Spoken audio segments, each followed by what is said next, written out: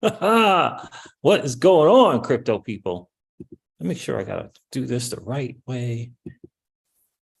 Get this going. Yeah, I think that's right. Let's see what's going on. Let me make sure that this is cool. Yeah, there it is. There it is. Hope you guys can hear me okay. You know what it is. I'm playing around with the map, but I think it's all good. I think it's all good. Let's move this over. Let's move this over.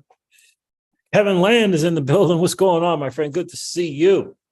Good to see you. Now that we got this straight, let's get Brooklyn and the bridge going, Kev.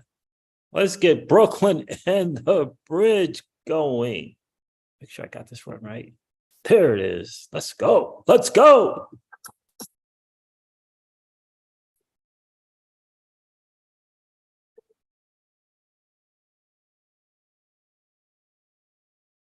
The real big Will is in the building. What's going on, my guy?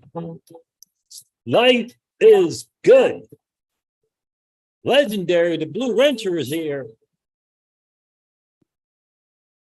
Let's go.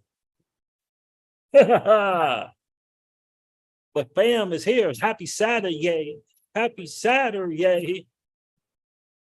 Yo, we're not having a bull run unless this happens, fam. I'm telling you. I'm going to hit you up with my good stuff. I'm going to hit you up with my guys today.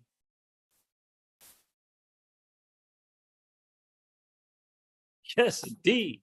Listen, the market is just doing what the market does. It's Brooklyn and the bridge, Kev. Oh, by the way, Little Miss Crypto C said, you need to change up your scene. You need to change up your scene, Padre. You need to change it up. That's why I'm here.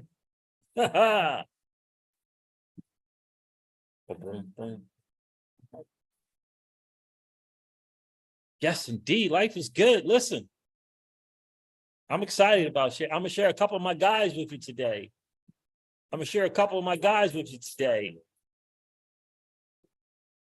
You have to make your own decision. Yeah. You have to make your own decision. What's going on, my friend? The real big world. We buy dips. I hear you, my friend. Dun, dun. Let's freaking go. Got the Blue Ranchers in the building. Life is good. I love it. I freaking love it. Let me go over to Twitter here real quick, see what's going on. See if my guy is on here. Dun, dun. Hey, what is going on, crypto people? It is the Crypto Siege. What happened? Why does I keep doing that? I don't know why it keeps going on to another freaking thing. What's going on, YouTube? In any case, it is the Crypto Siege with another day in the life, in the freaking crazy life that is the digital asset space. Happy Saturday to each and every one of you.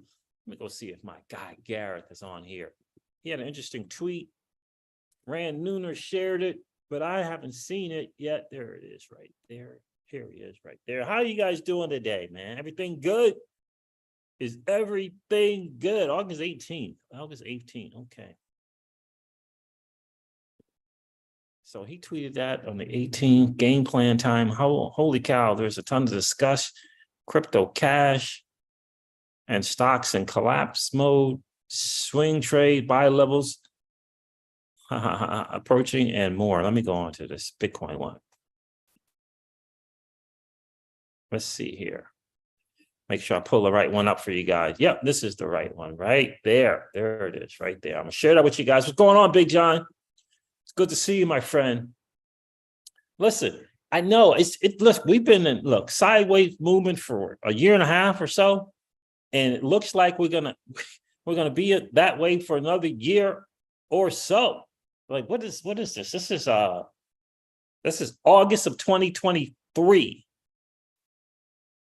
Yeah, and we might not get the alt season that we're looking forward to until August of 2024, and that will be just like the beginning. It might not actually happen until 2025. Peter says he smashed the like button coming in. I appreciate that, Pete. Good to see you, my friend. And are you prepared for that? And if that's the case, what are you going to do about it? How are you going to prepare? How are you going to prepare for that? Right? Hopefully you got cash flow business going on. Hopefully you got that going on. But how are you going to prepare in this digital asset space? How are you preparing for that? I'm finally sold on the whole dollar cost averaging for Bitcoin. I'm finally sold on it. We're going to get into that. I'm finally sold on it because of the charts, because of the data. I'm sold on it. I'm going to share a couple guys, not listening. So you guys don't listen to me.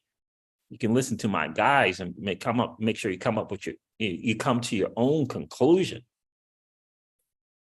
Yeah. It's interesting stuff. We're going to go over the market, go over the numbers because the market is just doing what the market does. We'll get into that. I mean, it's great to see H-bar have a little run.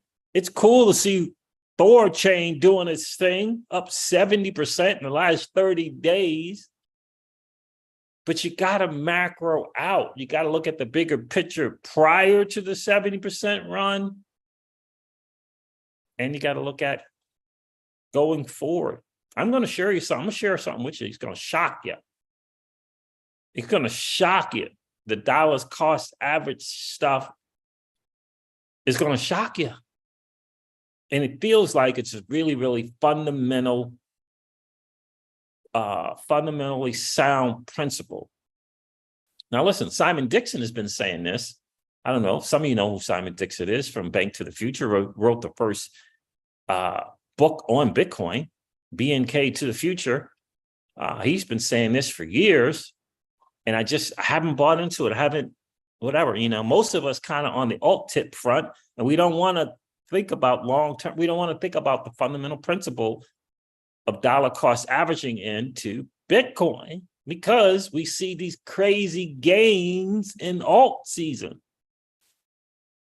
And I've always, I've kind of always thought, when Simon was saying what he was saying, that it made sense because now I have been, making little purchases here and there in Bitcoin, but not like a dollar cost averaging into Bitcoin, where it's just consistent every week, every 2 weeks, once a month, whatever your consistency looks like. Haven't been doing it. I've been periodically. Let me grab some here. Let me grab some there. So I'm going to share something that's going to be a big time wake up for you. Can't wait to share it with you. And again, you're not going to hear it from me. You're going to hear it from my guys. And you're going to kind of make your own decision. I didn't get a chance to play around with this little tool. I have access to it because I just, this dude has been providing and he's been providing and he's been providing and he's been providing some free stuff. And I decided to just, hook up on his newsletter. And the newsletter has a free access to the tool that he's using that sold me on. I don't even know how to use it. I haven't played with it yet. Seems pretty simple, but we'll see if Crypto Seeds can do it. We might do a live demo. You guys would probably be shaking your head like, oh no, not Crypto Seeds. You'll do a live demo on some stuff. You might be shaking your head. X Factor's in the building. 2025. It's tough to hear that. Isn't that tough? We've gone through this whole 2023, 2022, and we got to go through a whole new 2024 before we get to all season. That's tough to hear. It really is tough to hear, but I believe it's going to be very close to that. Very close to that, 2025. Very, very close. That's what it's looking like. All right, let's get into the numbers. Let's see here. If I do this, and then I go back here, and then I do share, and I just told Miss Crypto Seeds, I just got really hungry, man. Like, what the world? Just got really hungry. That didn't show up like I thought it would, so I'll just do this.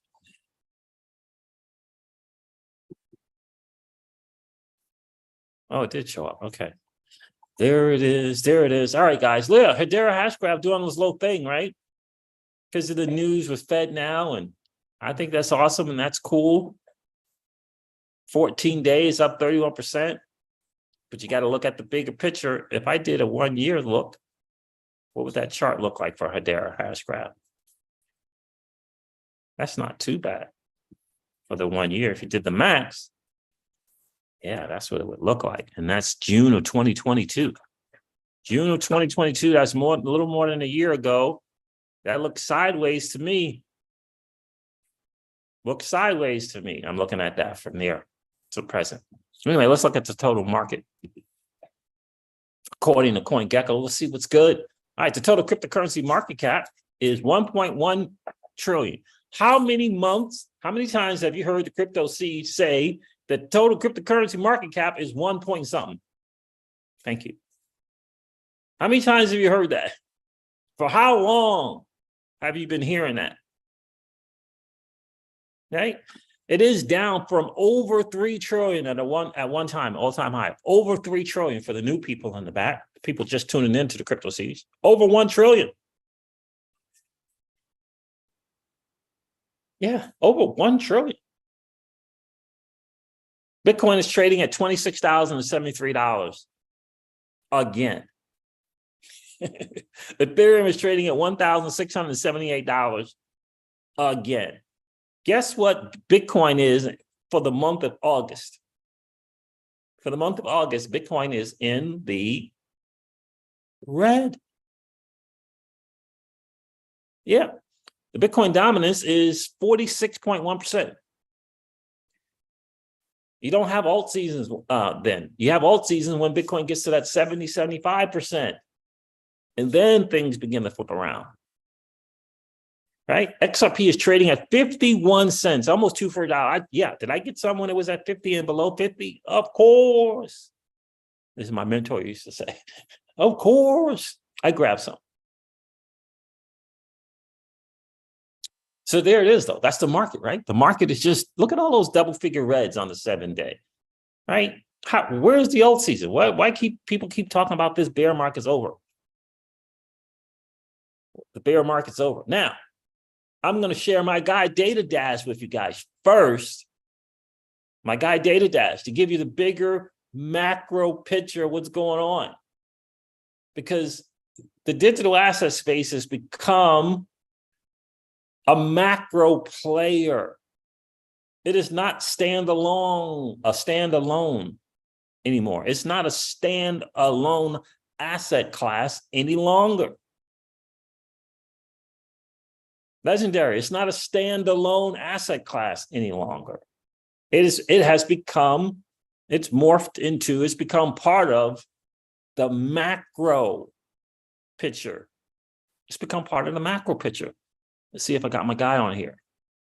Data Dash, longtime TA guy in all spaces, stocks, NASDAQ stocks, crypto, Forex.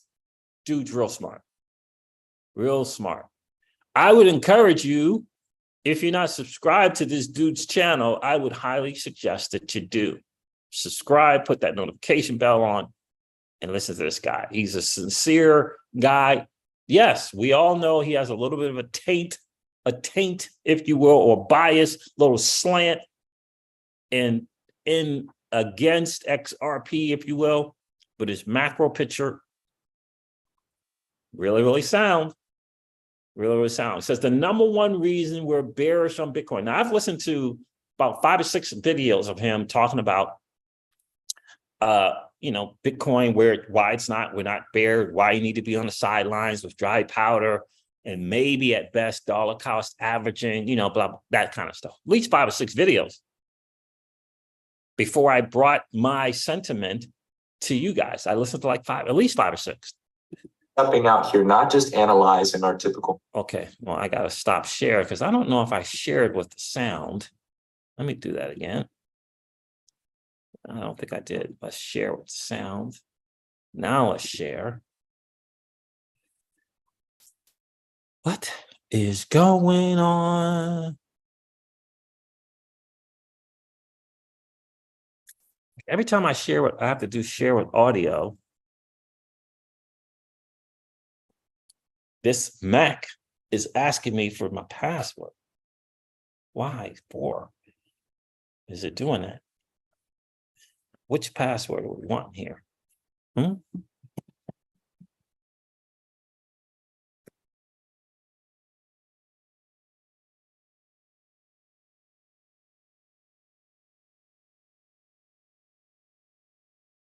Which one do you? All right, so let me go back to the 1 minute mark, take a listen to this. Video. So if you guys happen to enjoy it, consider dropping a like. It's one of the greatest ways you can support the channel. And let's go ahead and kick off the rambling. All right. I want to go ahead and start here again by making it very clear this is not an attack on crypto. I more want to talk about the fundamental dynamic that is going to drive prices higher and lower. And that dynamic at the end of the day is liquidity.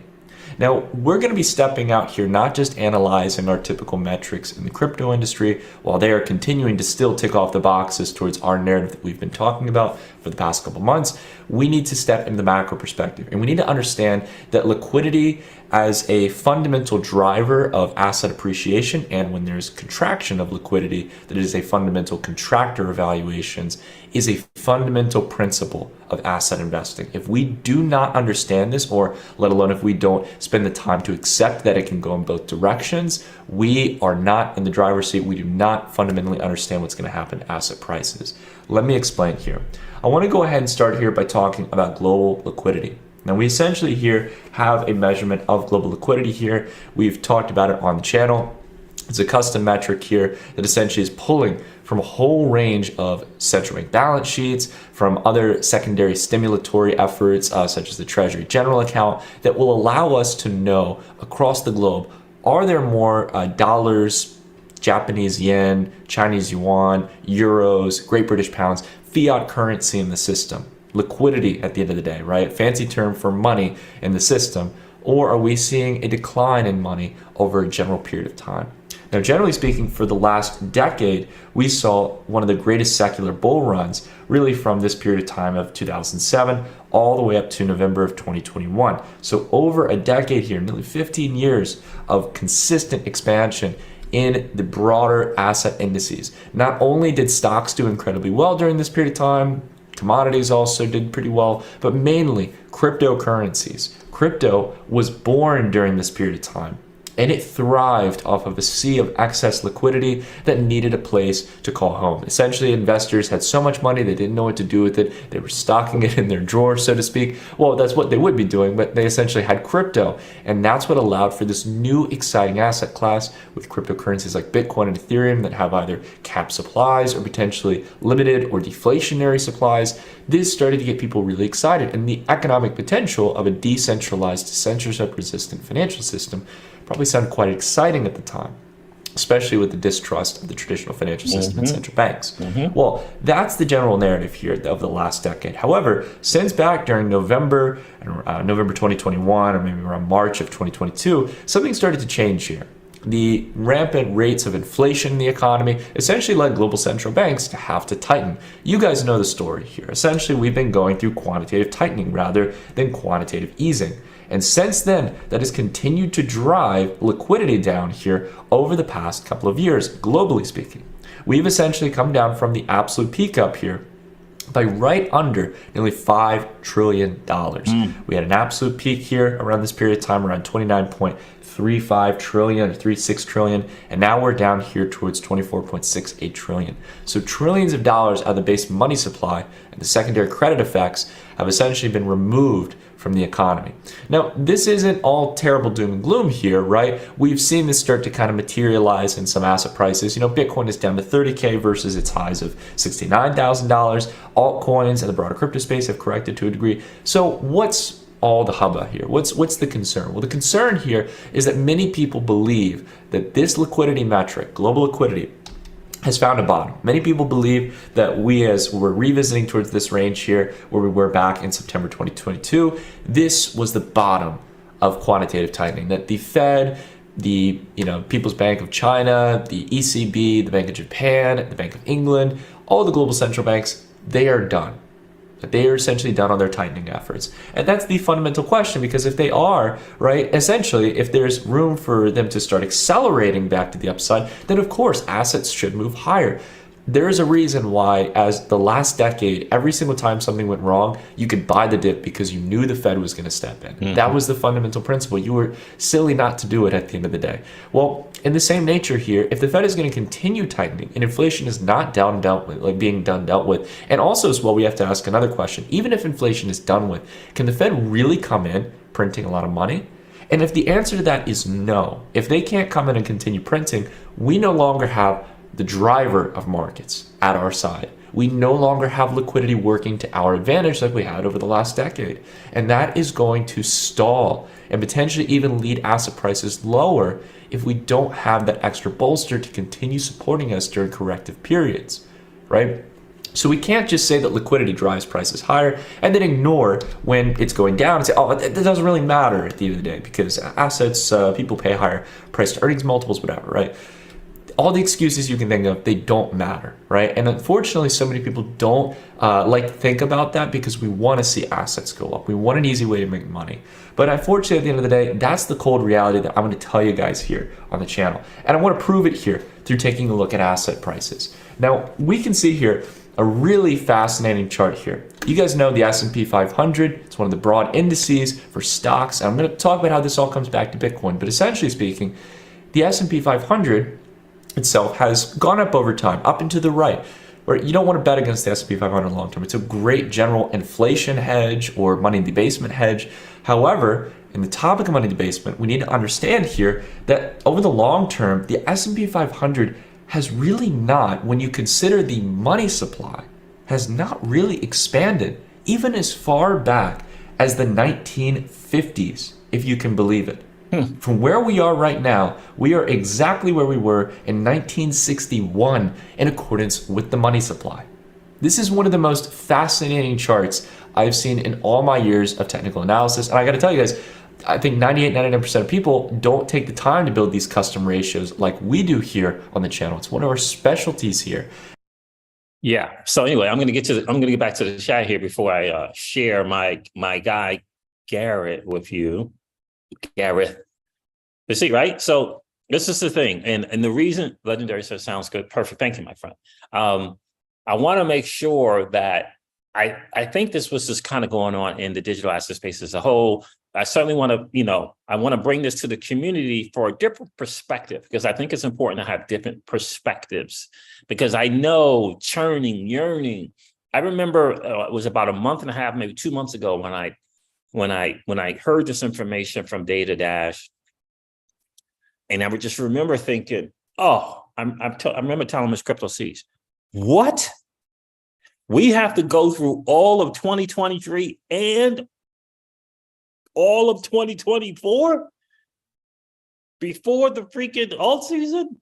Now, again, all of 2024 is kind of that's still in the debatable, 90%, 70% all of 2024. Okay. I don't want to make sure I say that 70 to 90% all of 2024. Right. And I remember thinking, oh my goodness, what? What do you mean? Another year and a half, right? It was brutal. Then I had to start looking and saying, why is that? Why? So I said, well, let me listen to someone else beside my guy, Garrett. Let me listen to someone else. Right. And then I said, you know what? It's a good one to go check out. That's my dude, Data Dash. I used to follow Data Dash religiously back in 2016, 2017, religiously. Right. So let me go back and see what he's got to say. And then sure enough, he's echoing the same sentiment as my guy, Garrett, but he's just saying it a different way. He's just saying it a different way. He has a different way of expressing the bigger picture than Gareth does. Just right. But it's the same thing. He's just saying it a different way. Trevor LeConte is in the building. What's going on, my friend?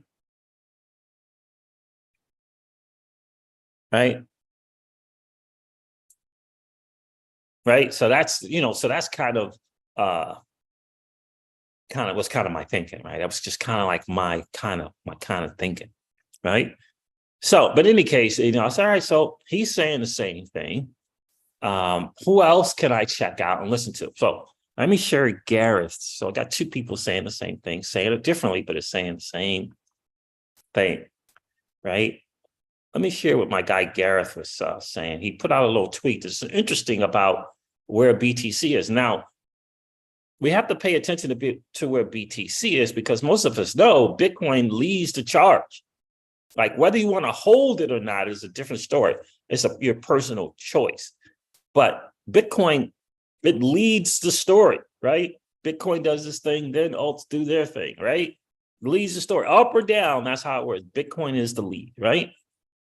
So let me let's do this, and then let's do.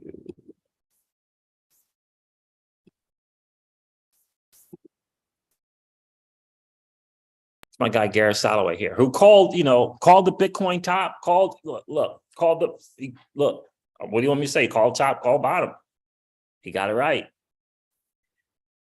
Bitcoin flushed through 28,000 with so little volume. Liquidity. There isn't any. That's what Data Dash is saying. There is no liquidity in the space. DeFi is almost at all-time low in terms of TVL. There's no liquidity in the space. Bitcoin flushed to 28K with so little volume, stops triggering, can cause an outsized move like a flash crash. Now, this was a few days ago. This is before the Evergrande news. Right? Let me see here. Right? August the 17th, 2 days ago. Right. Bitcoin flushed through 28,000. Maybe it was the same day. With so little volume, stops triggering, can cause an outside move like a flash crash. Rumors that SpaceX dumped its holdings, that's unconfirmed, exacerbated the selling and increased the dump with so few buyers. Data Dash says that in this video, there's no one in here coming in and scoop stuff up. SpaceX did write down some of their BTC holdings due to losses. Companies do this all the time with other assets. Technically, the 28K level has broken. It has about 24 hours to regain that level, or probabilities greatly increase. It is headed to 25K. Said this on the 17th, and I believe Bitcoin hit 24.8, 24.9. Technically, the 28K level is broken. It has about 24 hours to regain that level, or probabilities greatly increase. It is headed to 25. Bitcoin at 25K is going to be an epic level psychologically. This is where news hits that BlackRock was filing for a spot ETF. The run from 25K to 31K was largely a result of optimism of its approval. Should 25 break, 20K becomes the next stop. This is a key level because it represents a point where Silicon Valley Bank and other regional banks failed. Money ran from the banks and hid in Bitcoin. Should 20K fail, 52-week current cycle lows will likely be tested at 15,700. 12 to 13K is still very much on the table as a lower target, as is 9 to 10K. Max pain. As each level is broken, the next level becomes magnetic. My thesis for why Bitcoin could hit 9 to 10 is an overall risk asset sell-off in which the NASDAQ dumps to the October 2022 lows or below. That type of massive decline would likely take Bitcoin much lower than 15.7. So essentially it's 15.7 unless massive pain comes, then he's expecting the 9, the 10 deal. Smart money who continues to believe in the digital gold aspect of Bitcoin, smart money who continues to believe in the digital gold aspect of Bitcoin will slowly buy at key support levels and DCA. Long term, I continue to be very bullish on Bitcoin. That's my guy, Gareth. Let me get back to the chat, and then I'm going to share with you Mr. Cohen and have you take a look at it. Why? Because the bigger macro picture is important. If for no other reason to know or when to begin to plan to expect an alt season, if you're not a fan of Bitcoin, right? So Michael O2 is in the building. What's going on, my friend? Joanne is here. Hey, miss, how are you? Let's see here. What do we got going on? Let's do this. Michael O2. Evergrande is the liquidity crisis for the XRP solution. Is what you're saying? Right? So that's my guy, Gareth, telling kind of the bigger picture and what he's seeing in the space. And it aligns nearly perfectly with what Data Dash is saying, right? So Gareth is giving you numbers, right? TA guy is giving you these points, right? Everyone wants to know when these points, right? So he gives you, the 15K, the 25K, the 20K. That's kind of what he does. He does that in his alerts and stuff as well, right? And stuff he does it in the video as opposed to the post or thread, right? So I have been kind of paying attention to Benjamin Cohen. I think he's the plan B guy. I'm not sure. Maybe he's not. I don't know. But Benjamin Cohen has been a guy who's been really a significant figure in Bitcoin and what it does, and prices and all this different kind of stuff like that. He has a thing called Into the Cryptoverse website and or newsletter. He has a YouTube channel as well. And I'm going to let you guys listen to what he has to say as well, right? And so, for me, I realized a few months back when I heard BlackRock, because I personally believe, this is just my personal opinion, I think BlackRock is the fourth, branch of the government. When you take State Street, Vanguard, and BlackRock, they own 88% of everything. Let me say that again. When you combine BlackRock, State Street, and Vanguard together, they own 88% of everything. Yeah. So I'm thinking to myself, I remember when Larry Fink was just negative on us. He was negative on crypto and Bitcoin in particular. He was saying that his clients weren't asking about it, had no interest in it. And then all of a sudden that changed. It's kind of just like Tika Tawari was saying about JP Morgan and Jamie Dimon, telling you one thing and in behind closed doors doing a totally different thing. So when Larry Fink started changing his mind, and then all of a sudden, he talked about the tokenization of real world assets, and then we get the word that he dropped. If we're talking the tokenization of real world assets and Bitcoin, those are two different things, right? So why the Bitcoin ETF? Why follow that? You own 88% of everything. Why not just hang out with the tokenization of bonds and T-bills and real estate? You own everything. Why not hang out there? That was my thing. My thinking was, why just hang out in the tokenization of everything? You own everything. They go and file this Bitcoin ETF. And for me, that says, this dude is not going to enter into Bitcoin of any type unless there's money to be made. And you can't make money unless the asset itself is around. You can't have a Bitcoin ETF or futures or anything if Bitcoin's not around. If the major players are concerned about technology, right, then there would be no play on Bitcoin. But if they're not concerned about technology and they're concerned about the asset and the money that can be made, that says to me, it's going to be around for a while, right? Because it's BlackRock, it's Vanguard, it's State Street, right? Number one asset under management in the world is doing a Bitcoin ETF for me, right? Like he's not gonna, right? So he's not gonna mention this to his clients. Like surely he had some shareholders meetings prior to filing this ETF, right? So in other words, he's got some customers and he's got a waiting list.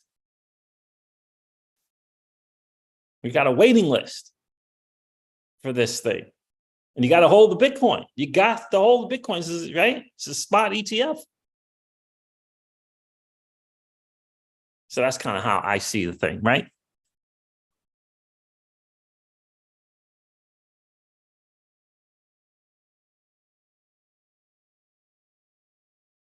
That's true. Trevor LeConte says, I love all the opinions of macro, but a couple key things. They love to lull you to sleep while accumulating.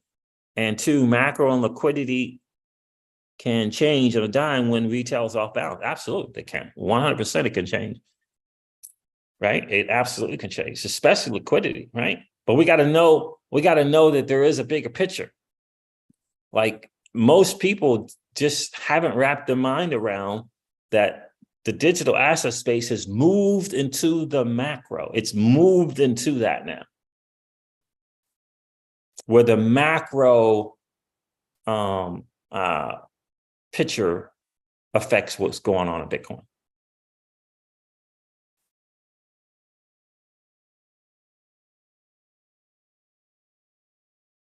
Right. And so it's kind of where I am. South Texas crypto is in the building. What's going on, bud?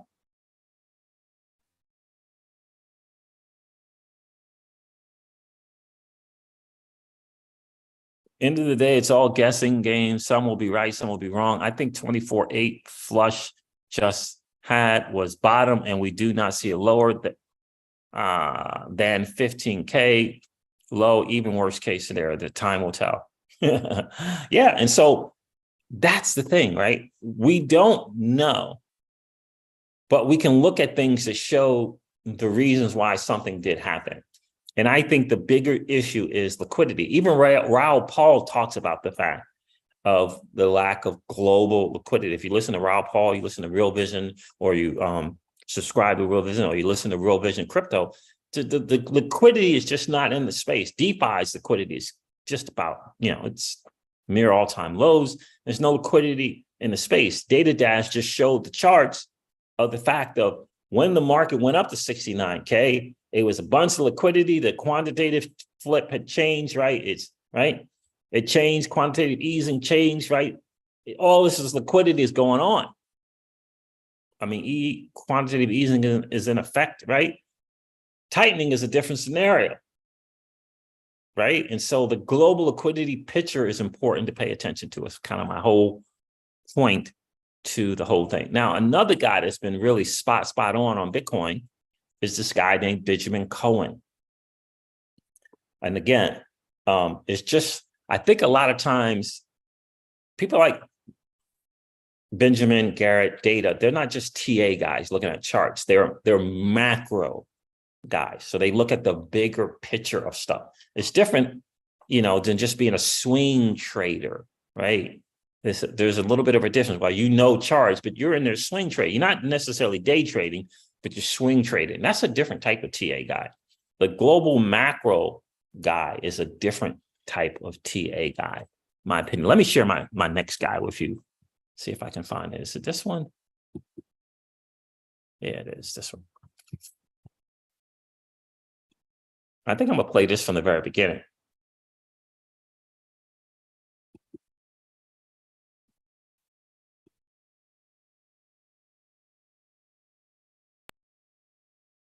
I'm gonna play this from the beginning. Now, he doesn't have this chaptered out. It's Benjamin Cohen. And let me read what he got in the description here. People often talk about dollar cost averaging Bitcoin. I wanted to go through several examples looking at the dollar cost average strategy and compare it to the lump sum strategy, and also make comparison to altcoins. Make sure to check out the ITC. Okay, I just got the ITC thing. The Into the Cryptoverse, right? So Benjamin Cohen, check him out. He's got a Twitter. He's got a YouTube channel. Really smart guy. And, his focus is a lot on Bitcoin, but he has the bigger picture. And this simulation, I think, is important to just, if you're looking at a dollar cost average strategy, this is hugely something to consider. So let me go back to the beginning. Other cryptocurrencies as well, and just be honest about how various DCA strategies or lump sum strategies would have worked out. Some of the time, you might not like what I have to say. about certain strategies. But again, don't take it up with me, take it up with the data. I'm just showing you how this stuff works out over the long term, okay? So, the place that I want to start is a weekly DCA of Bitcoin of $100 had you started doing that at the peak, okay? So, And I think it's interesting that he picked at the peak because he believes, and I agree, this is what most people do. Most people come into the market at the peak, and most people leave the market at the bottom. When really it should be the other way around, but that is what most people do. You know, your friends and your neighbors, they start asking you about Bitcoin and crypto at the peak, at the height of the Bitcoin price, right? if you had the worst luck in the world and you joined crypto on the day of the peak and put in $100 and said, you know what, Bitcoin's going to change the world, I'm just going to put in $100 every single week from November 10th, 2021, indefinitely. Had you done that, how would you have fared? Interestingly, had you done that, it would have included 90 installments of $100 each, totaling $9,000. So that would have been 90 weeks ago, which was the peak. What's fascinating is despite the fact that you might have started DCAing at the peak, you would be up 11.41% on your money through a DCA strategy. Now, 11.41%. So from November 10th of 2021 till now he did this to the 3rd, right? That's when I guess this video came out of August. He did it to the 3rd of August. 11%. Not quite 2 years, 11%. Not quite 2 years, 11%. And I think the biggest challenge is that we look at the alt seasons and when they happen, and 11%, hold on a second, and 11% is like, what? Like, it's like, what?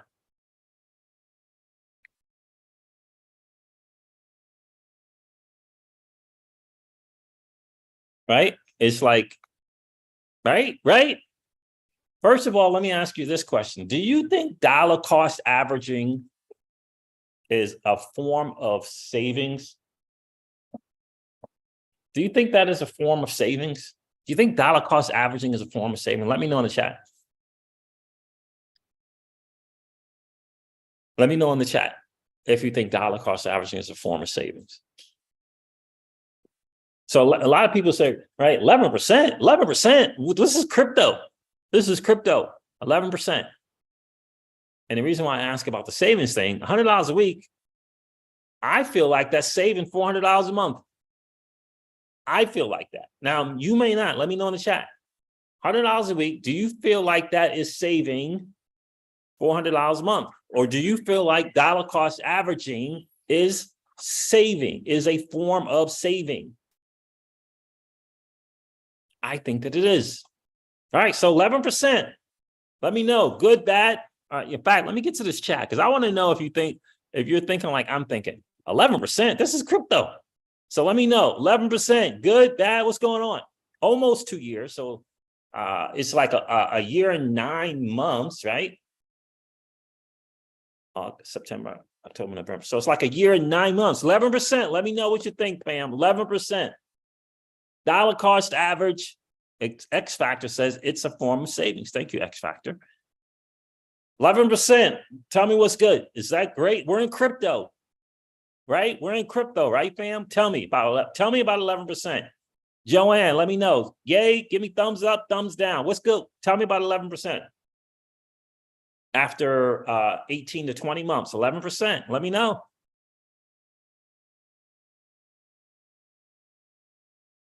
Let me know in the chat. I'm waiting.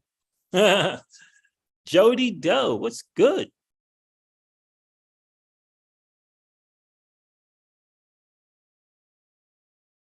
Let me know in the chat.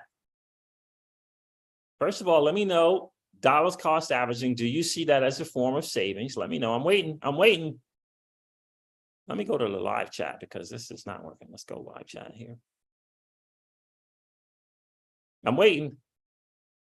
Dollar cost averaging, do you feel like it's a form of savings? X Factor says it does. And 11%, which thumbs up or thumb down on 11% on your money? 11% on your money after 19 months, 18 to 20 months. Let me know. Let me know what you think. Do me a favor, guys. Hit that like button on the way in as well. If you didn't do so, no worries. Just collapse the chat now. Go smash that like, then come back and hang out. And please, if you're hanging out watching the Crypto Season and you haven't decided to subscribe to the channel, please consider subscribing to the channel and ring on a notification bell so you know whenever we go live or whenever we upload a video. All right, I'm not seeing anything here. I know this chat sometimes is really delayed. 11% on your money, 18 to 20 months, 11%. But this is crypto. Let me know what you think. Let me know what you think.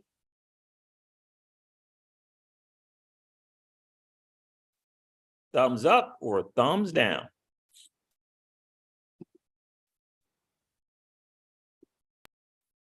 Let's take a further listen. 11%. Even starting at the peak, if you had just kept at it every single week, okay? And you would have 0.3425 Bitcoin in your portfolio. Now, what if you had just done a lump sum strategy? That would of course be this orange line down here. So the DCA strategy is this purple line, and it does show you that for a long time you would have been down on your money, right? Like you would have been losing money. Your invested amount would have been more than the current valuation of your portfolio at that time. But at some point you can see that it crossed, and therefore at that point the portfolio valuation was actually higher than the amount you actually put in. Okay, it's kind of interesting. Interesting way to look at it. But had you lump summed, it would have been the orange line, and you would have been down almost immediately. And despite the fact that it started, turning back up here in 2023, your portfolio, by lump summing at the peak, would only be worth $4,000. And that's what most people do. Most people do the lump sum thing. And I think it's important. Again, this is the chart. This is the chart. This is the statistical chart. You can't argue it. And that's what most people do. Most people come in, they put whatever they might think is a lump sum, put it in, whether it's 500, 100, 1,000, 5,000, 50,000. People at the peak were refinancing their homes and putting lump sum in. And the chart shows that it is significantly better the dollar cost average than it was the lump sum in. It's not even close. You look at the chart. The purple, the purple up and to the right is dollar cost averaging. The orange is lump sum.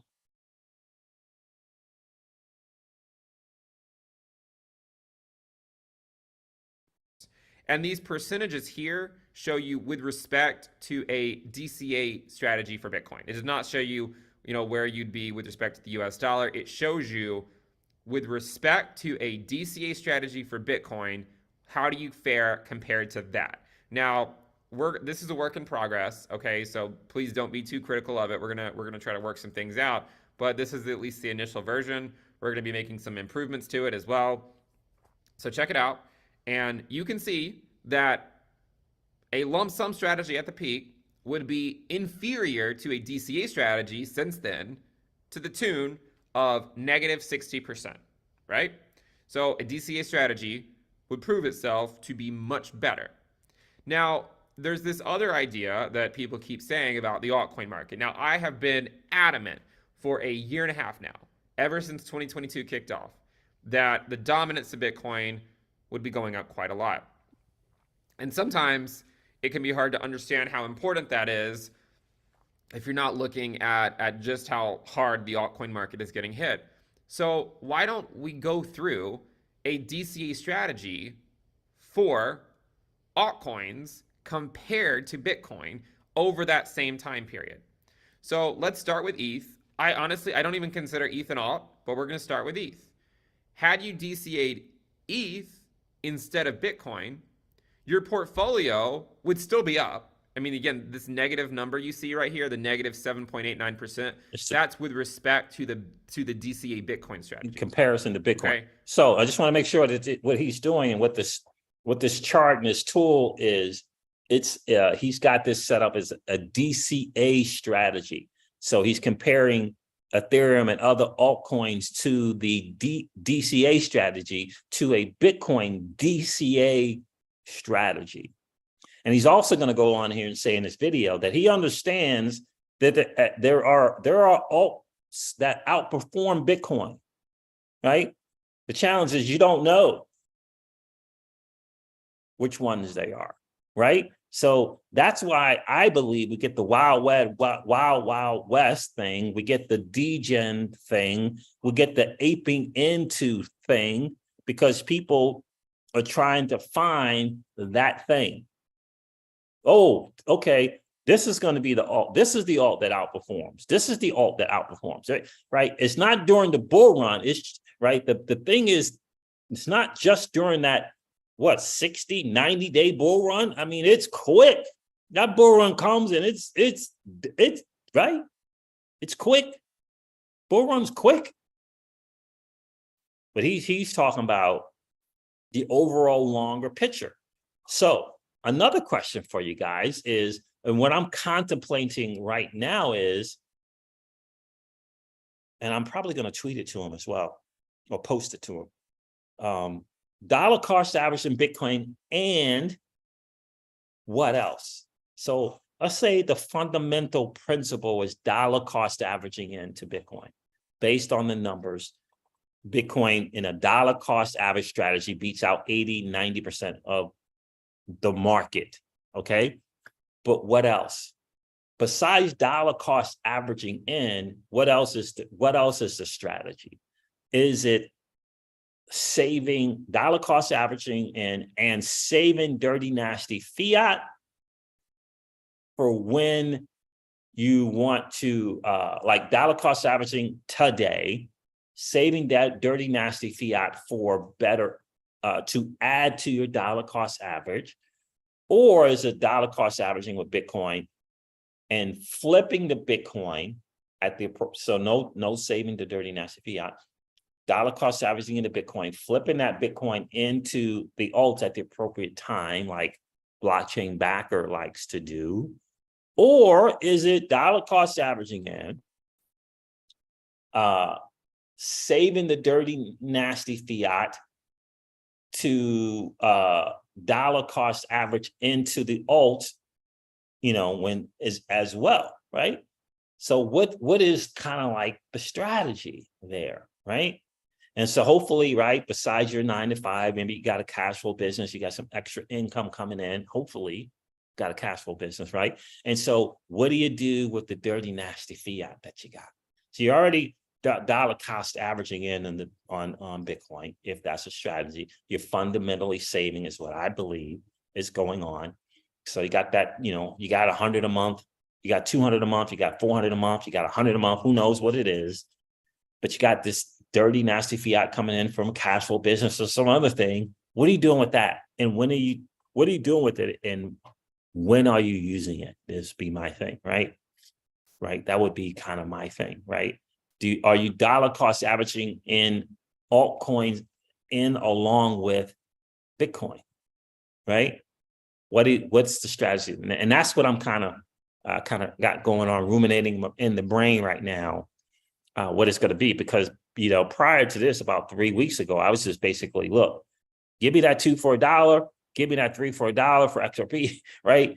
And then I'm buying, right? And then I'm buying.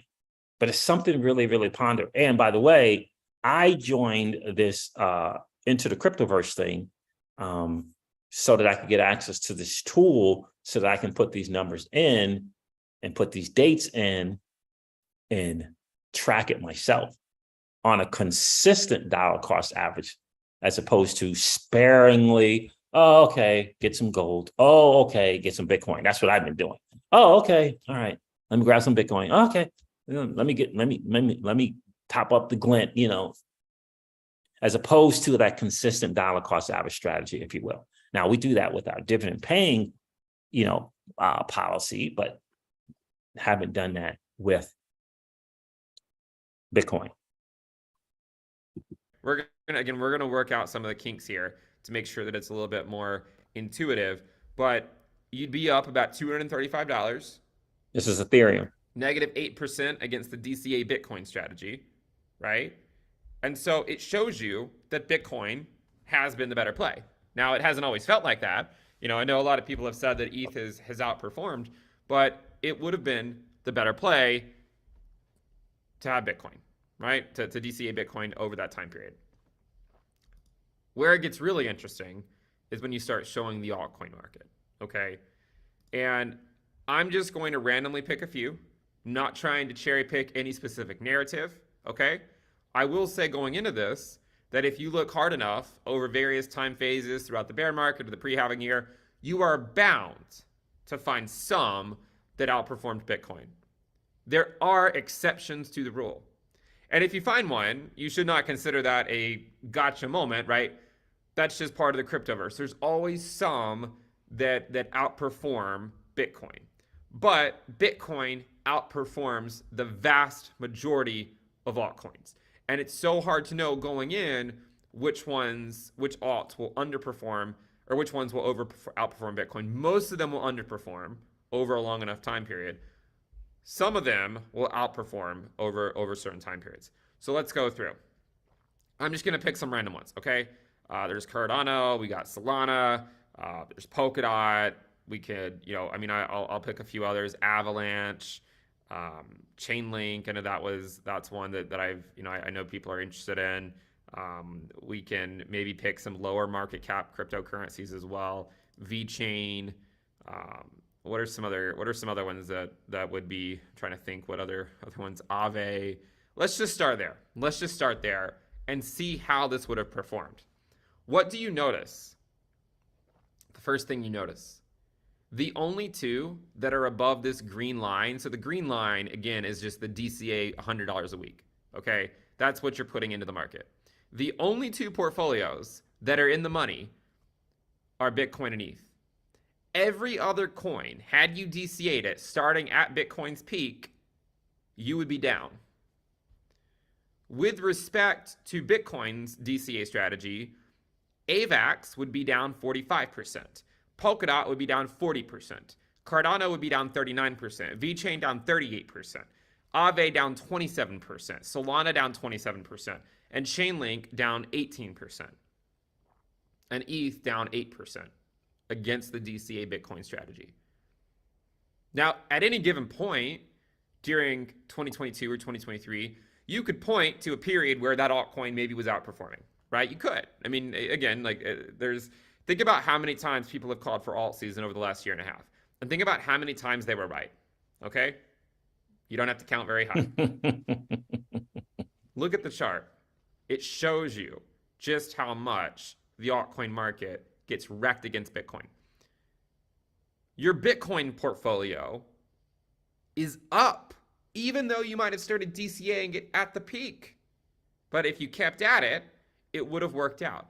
And that's why understanding where the Bitcoin dominance is going to go is so important. If and when we get to the point where we think the Bitcoin dominance is topped out, I'm not there. Okay, I think the dominance is still going to go higher. But if and when you get to that point, if you think that the dominance is topped out, that is where the altcoin market can give you oversized gains. But the difficult part is for people to wait sufficiently long enough to start getting into the altcoin market, because they get into alts and they just keep seeing them go lower and lower and lower and lower, where they would have just been better off sticking to Bitcoin. So he's saying exactly what I was thinking, kind of ruminating is, and Data Dash has been saying this in these videos. Again, I watched like 5 or 6 videos from Data Dash, and Data Dash is saying, look, the play is dirty, nasty fiat on the side, waiting to get into the alts. That's what Data Dash is saying. I'm not saying that. Data Dash is saying that.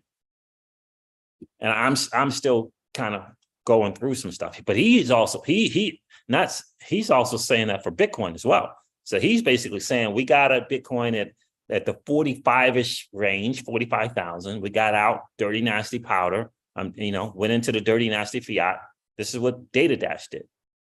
45,000, 50,000 range, right? Took his profit, right, on that little thing, kept the dirty, nasty cash. And he's saying, I'm still keeping dirty, nasty fiat on the side. That's what Data Dash is saying. Still keeping it on the side. He ain't talking dollar cost average.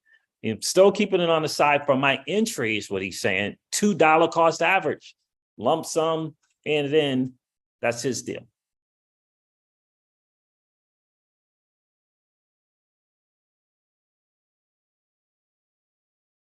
Boston, Mass. What's going on, Boston, Mass? So you guys didn't answer my question, though. Do you feel like dollar cost averaging is a form of savings? I think that it is.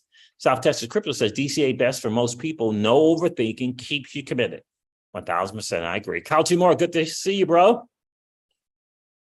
X Factor. I stopped buying Bitcoin once I reached one whole coin. I hear you. All right. So you got your one whole Bitcoin and you're done. I hear that, my friend.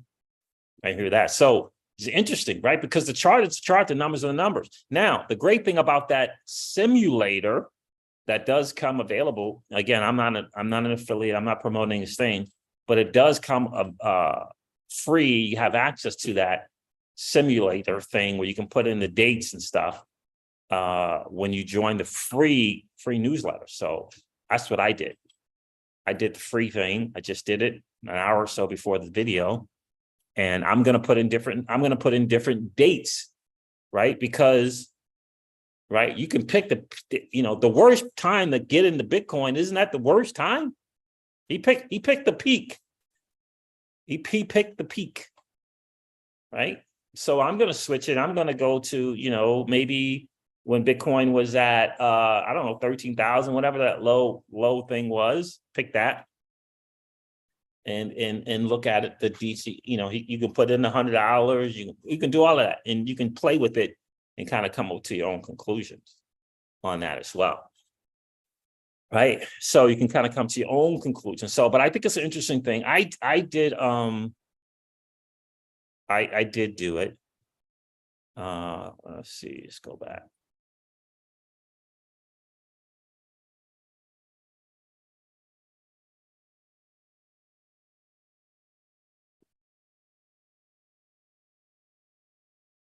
He said that this was part of the free, so we'll see. We'll see. The simulator. I want to check out the simulator. He calls it I don't know if he's calling it a regression chart or not.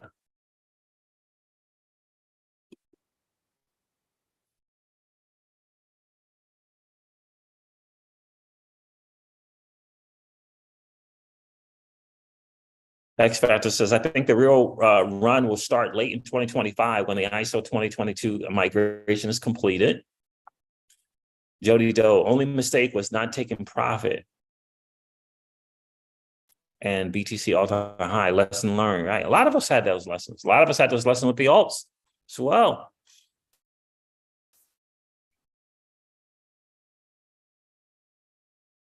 Trevor LeConte, Hado podcast on Spotify, now up to 5 episodes. Nice. Congrats. The Siege community members doing big things indeed. The Hado Pod, I subscribe to the Hado podcast, man. You guys got to go check out the Hado Pod. It's our guy. It is our guy, Trevor LeConte. Yeah, so interesting stuff. I'm gonna play with this chart and see what it looks like. Because I wanna kind of put my dollar cost value in. I want to put my date in as well. 1928.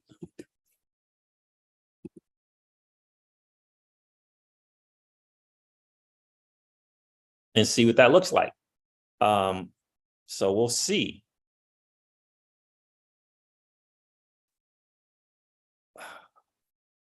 We'll see how this works. Tools.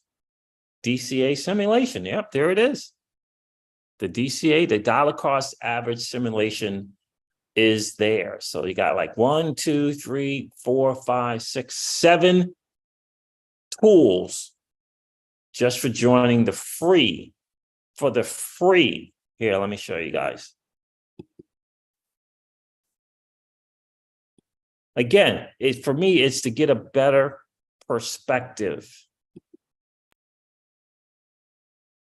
And there it is here, right? So he's got, you can see here, these are the tools: crypto indicator dashboard, micro recession. Like, I don't know. Modern portfolio theory. I'd have to watch more of his videos and learn what that's all about. But yeah, so this is the dashboard, charts, workbench, crypto, dashboard, charts, indicator dashboard. Okay. Equities, macro, right? One of the tools right here, DCA simulation. That's what I just clicked on, right? And he's got the dollar cost, DCA equal amount, lump sum, dynamic DCA. I don't know what that is, right? He's got the amounts here. Remember, the green line is $100 a week. That's the scenario there. You can pick a starting date, you know, type of deal. I'm going to change these dates and these end dates. And then I think what you can do is, that's Bitcoin. And I think then, okay, so then you go here and you can add the alts. And so I'm going to do XRP for sure. And just kind of see, let me hit XRP right here. I don't know what happens. Do you hit enter to run the thing? Let's see.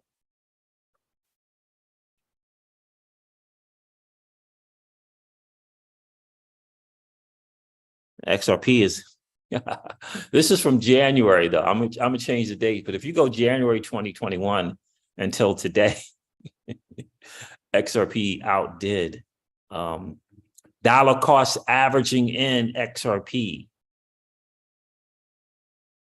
did better than dollar cost averaging in BTC.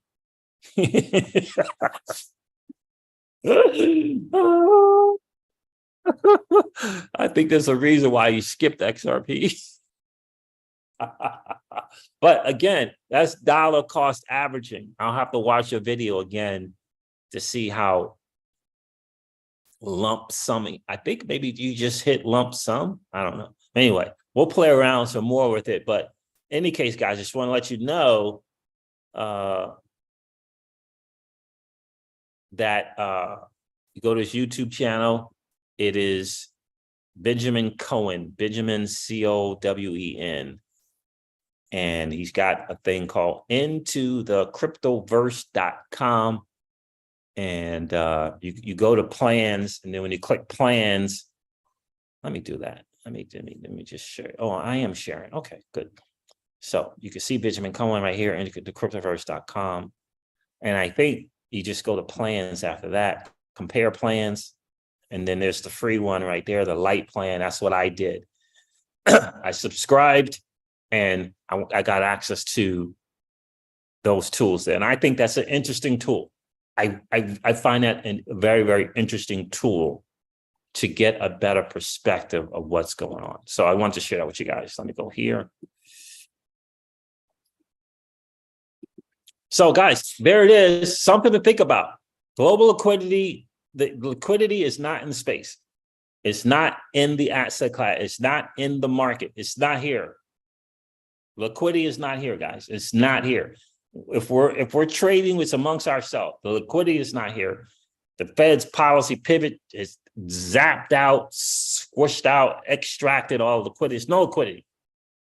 And we're not going to have the season that we want to have with Bitcoin and altcoins until it changes, until we get the global liquidity back into the market.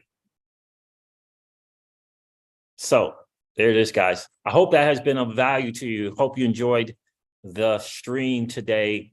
Really, really excited to kind of put some numbers in and look at that. Put XRP in there. You already saw that, right? But that was from January. That was from January 2021. That was not from November. That wasn't from November. Let me see something. Let's see. He did. I think he did. Did he do November of 2022 at the all-time high of Bitcoin? Let's see here. I think he did. I think he did 2022. I think he did November. And I think he did. Oh, okay. All right. So these are dollar amounts. His had percentages on there. Still, if I'm looking at this right, XRP still did better. Still did better. If you dollar cost average in, who can say that they dollar cost average in XRP from November of 2022 to now? Dollar cost average. Not buying it here and there, not buying it when you get access to some money. Dollar cost average again. Who could say that they dollar cost average in South Texas crypto, XRP, from the peak of Bitcoin, the 69,000 till today, consistently for 18 to 20 months, you dollar cost average it in? Who can say they did that?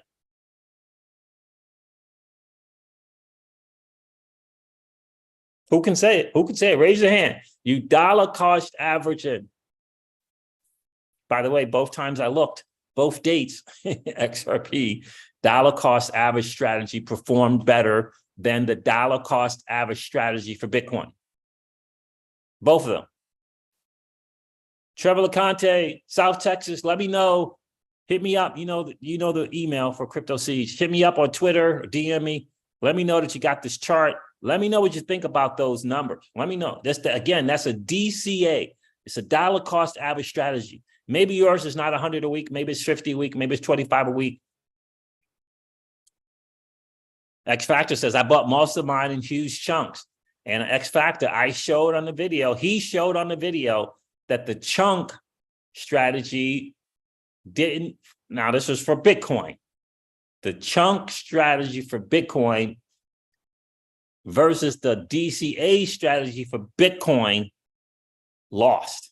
The DCA strategy for Bitcoin outperformed the lump sum strategy for Bitcoin. And I just think there's a fundamental principle of that dollar cost averaging is really allowing us to win.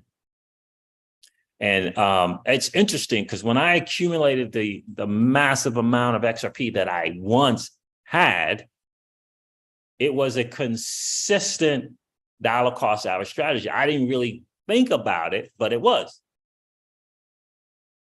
I don't know why I didn't think about it, but it was literally every 2 weeks, I put chunks of money in, but it was like chunks, like it was 4 figures, chunks every 2 weeks.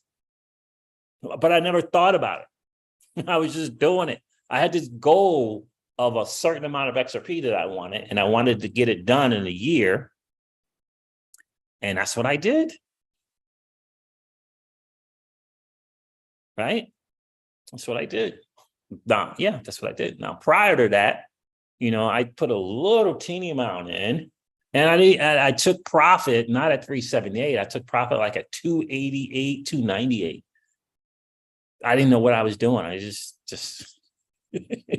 didn't know what I was doing back then in that 17 bull run. I had no clue. But anyway, guys, let me know. Let me know if you're going to get that. Let me know when you get that. If you're going to get that. Again, it's free. I love the tools, South Texas Crypto. I love the tools. I love it. The DCA simulator, I like it. I want to put those numbers in because it helps me. It really, really helps. I dollar cost average, like, it's so weird. I dollar cost average to a massive amount of XRP. I dollar cost average to this day in my dividend paying thing, right? But I just never thought seriously about the DCA strategy for Bitcoin. I don't know why. But this is really ringing some bells and, light bulb moments for me that it's just it's a better, simple strategy. And like South Texas says, right, it's best for most people. It's no overthinking and it keeps you committed. It keeps you committed. And I feel like you probably end up with more of that asset that you want to get into, as opposed to waiting for this chunks of money, right? And oh, by the way, guys, if you want a cash flow, like if you want an insane cash flow business, check out the description, check out the link in this video, okay? It's crazy, okay? You can check that out, all right? And you know the email for this channel, CryptoSiege@ProtonMail. And you have any questions, hit me up. But yeah, I absolutely love it. So there it is, fam. Thank you so much for hanging out. I appreciate each and every one of you been here. Legendary, been dollar cost averaging after the 2017-18 run up after taking profits. So Legendary's doing smart. Number one, dude took profits. Okay. I mean, I took profits, but I wasn't that much into XRP. I took profits at 288, 298. But anyway, and he's been dollar cost averaging in since then.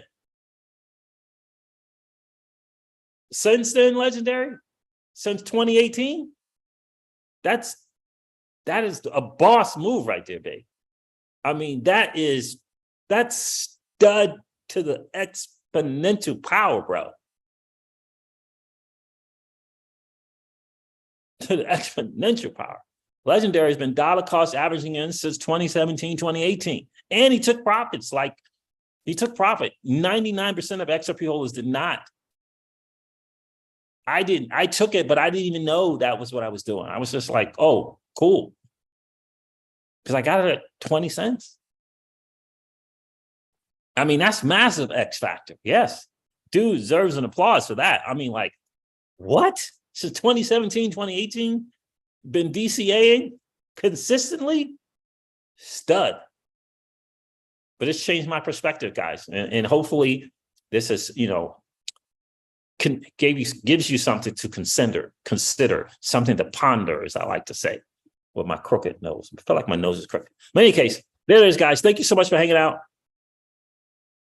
Been waiting for the hard bottom. I think it's coming. If you're talking XRP, I think it's coming. I think Bitcoin's going down. I've been telling you guys on this channel that for the latest last 6 months. This is what I'm planning on. But now, I'm not going to hold the dirty, nasty fiat and wait. I'm going to consistently dollar cost average into Bitcoin, and I'm going to figure out whether I'm going to save the extra dirty, nasty fiat that we have. Am I going to wait for the alts to follow down the freaking hole like Bitcoin? Or what? I don't know yet. So that's my other part. The dollar cost averaging strategy for Bitcoin, I'm doing it. I just recognize in my brain, I believe it is a form of saving. It's not financial advice. I'm not telling you guys to do that, right? Okay, please don't take it that way. I'm telling you, this is what I'm doing. I see it as a savings, a fundamental principle savings. I'm doing it. The other part is, what am I going to do with this cash flow, money coming from the cash flow business? What am I going to do with that? Am I going to keep that dirty, nasty fiat and wait for alts? Like, I had thought I was just going to wait for XRP. I did put some in XRP when it was below 50 cents. And I was going to wait for the vast majority for $3 for $1. I was going to wait for that vast majority. $3 for $1, baby. Give it to me.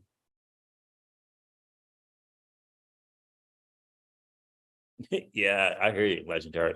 I hear you. Litecoin. When Charlie sold, you were like, I'm out. I hear you, bro. So that's what I'm kind of ruminating, and I'm kind of thinking that process over.